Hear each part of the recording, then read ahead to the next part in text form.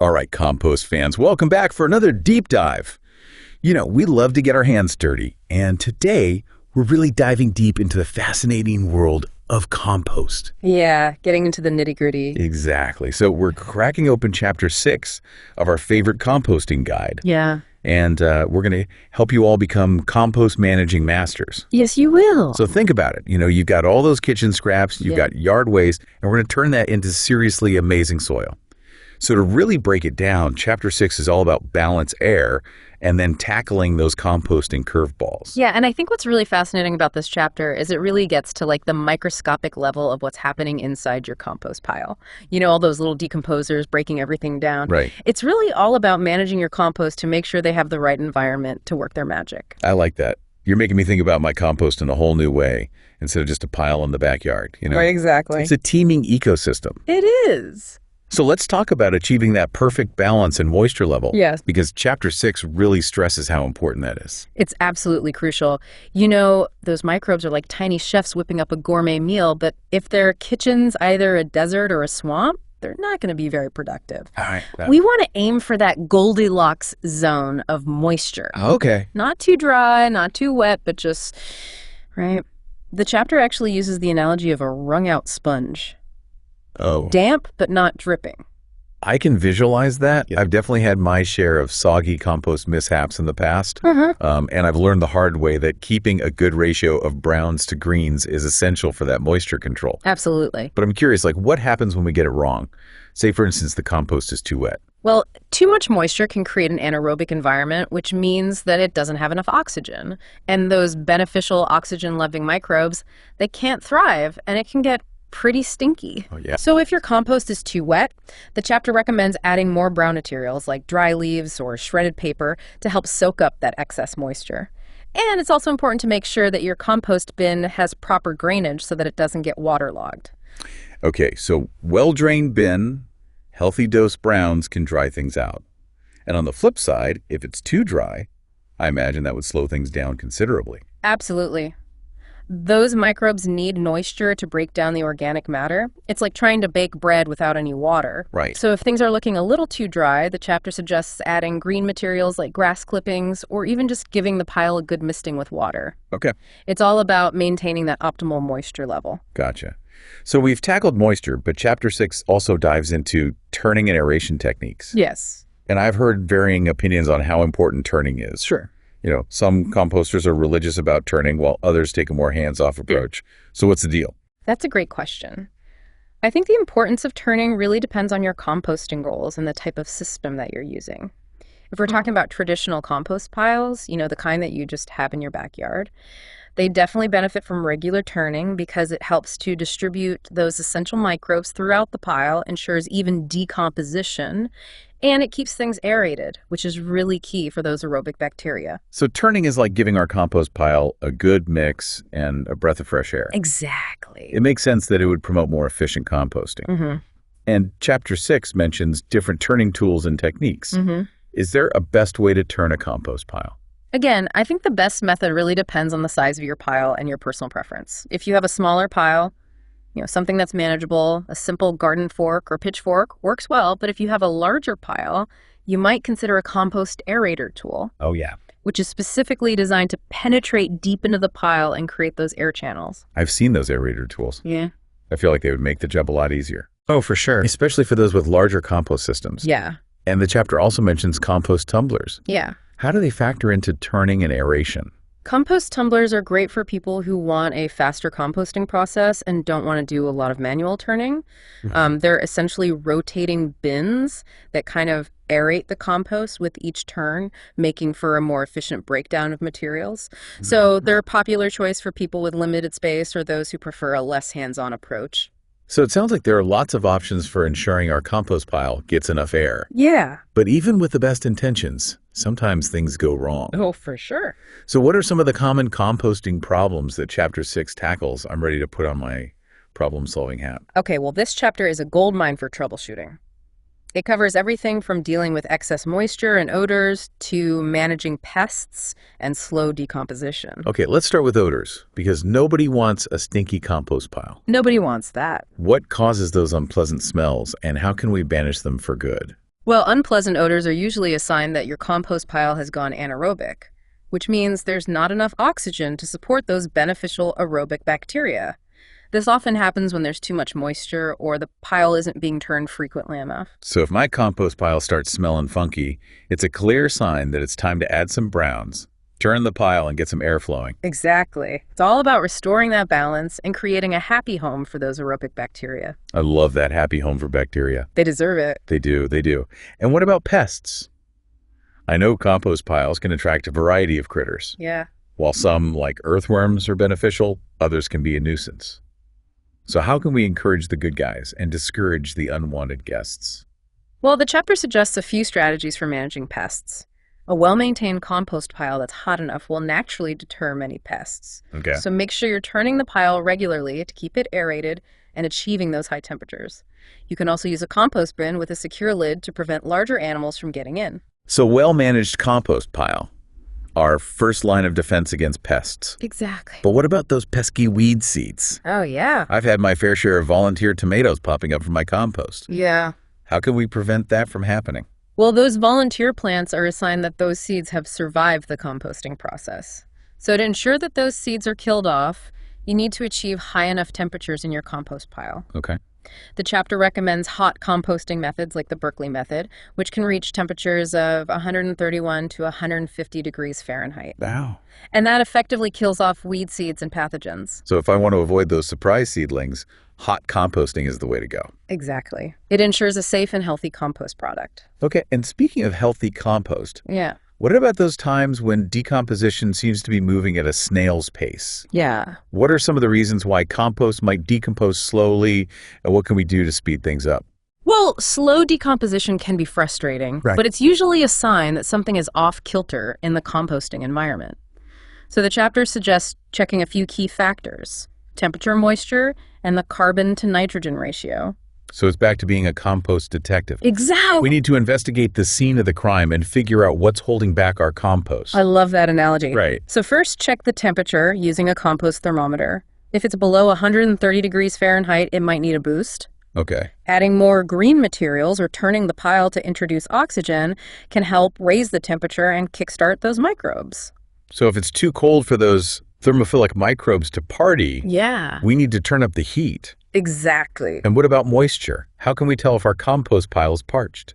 Well, the good old-fashioned hand test is the best way to gauge moisture. Okay. Grab a handful of compost and squeeze it. If a few drops of water come out, you're in the sweet spot. Okay. If it's bone dry, give it a good watering or add some moisture-rich green materials. All right. And if the carbon to nitrogen ratio is off, we need to adjust our recipe, adding more browns if it's too wet and smelly, or more greens if it's too dry and sluggish. It's Exactly. like fine-tuning a recipe for the perfect compost cake. You got it.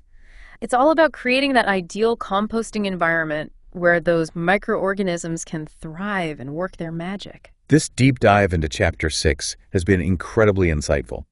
It's amazing how much science goes into something as seemingly simple as composting.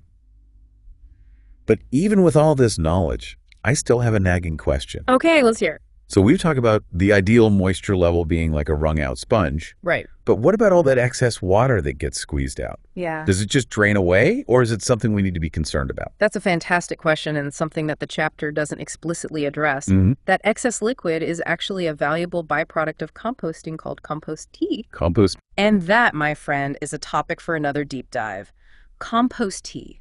It's like liquid gold for your garden. It's packed with beneficial microbes and nutrients that can give your plants a serious boost. Okay, you've officially piqued my curiosity.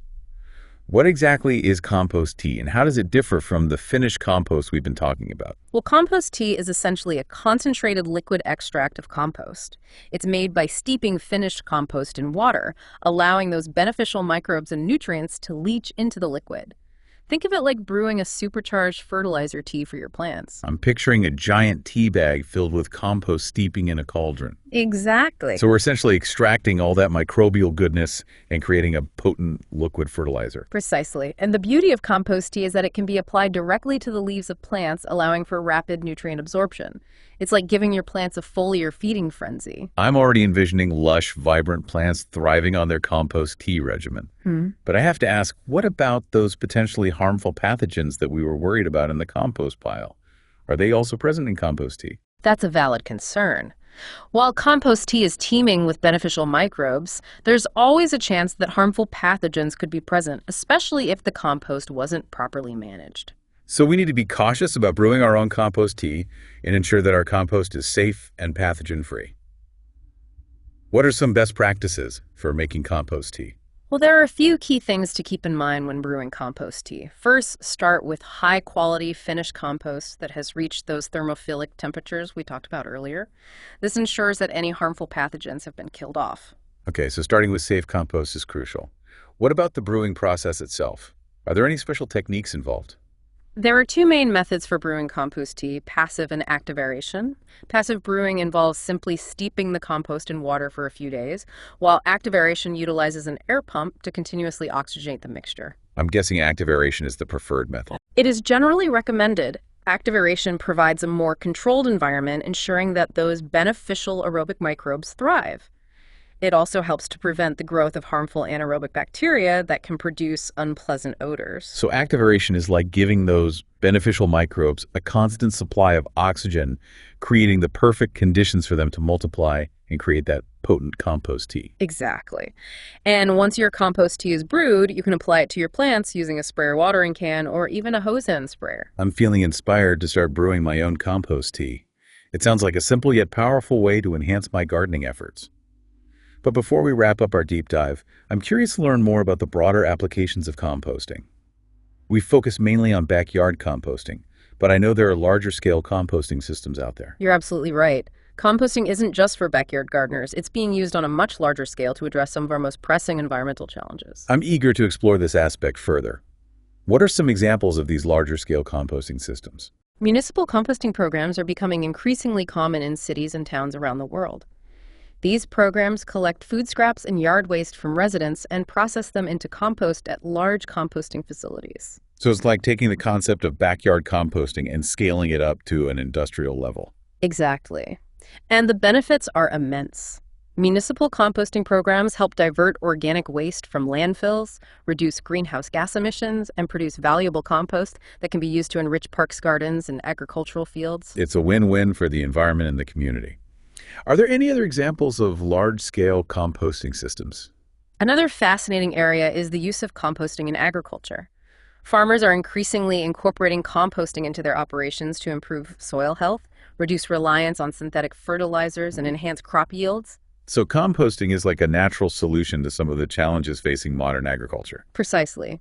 And beyond municipal and agricultural composting, there's also a growing movement towards industrial composting, where large companies are partnering with composting facilities to manage their organic waste streams. It's inspiring to see how composting is being embraced at all levels, from individual households to large corporations. It's a testament to the power of this simple yet profound practice to create a more sustainable future. Wow, it really is amazing to think about how composting, has gone from those backyard piles to these industrial-sized operations. Right. But even with all of these advancements, I think it's really important to remember, the heart of composting really lies in those microscopic decomposers working tirelessly, breaking down that organic matter. Yeah, It's a good reminder that even the smallest creatures can have such a profound impact on the world. absolutely. It's a testament to the interconnectedness of nature and the power of collaboration. And speaking of collaboration, I think it's important to highlight the role of community composting initiatives in promoting sustainability and fostering that sense of shared responsibility. Community composting initiatives. Tell me more about those. I'm always looking for ways to get more involved in my local community. Well, community composting initiatives bring people together to collectively manage organic waste and produce compost for local use. These initiatives can take various forms, from neighborhood compost piles to community gardens with dedicated composting systems. So it's like a grassroots approach to composting, Yeah. empowering individuals to take action and make a difference in their communities. Precisely. And the benefits go beyond just producing compost. Community composting initiatives create opportunities for education, skill sharing, and social interaction. It really fosters that sense of community and environmental stewardship. It sounds like a win-win for everyone involved. It's a great reminder that we can all play a part in creating a more sustainable future, even through something as simple as composting. Exactly.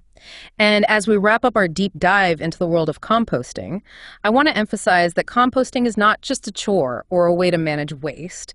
It's a mindful practice that connects us to the natural world, to our communities, and to the cycle of life itself. It's about transforming what we might perceive as waste into a valuable resource that nourishes our gardens, our planet, and ultimately ourselves. Beautifully said.